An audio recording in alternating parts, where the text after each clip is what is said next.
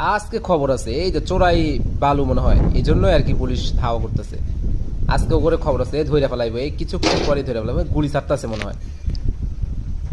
এদেরও দোষ আছে, হ্যাঁ, এরা এই যে চোরাই বালু সংগ্রহ করে ধরা খায় গেছে আজকে। পুলিশ নাকি হলো?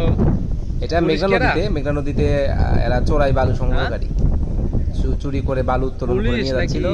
পুলিশ ধাওয়া করে এদেরকে ধরে ফেলে।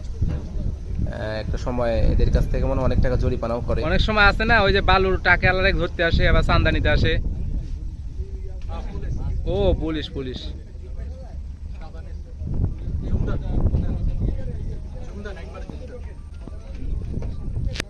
বেশি জুম দিলে আইব। হ্যাঁ রে, পেছন পেছন জায়গা।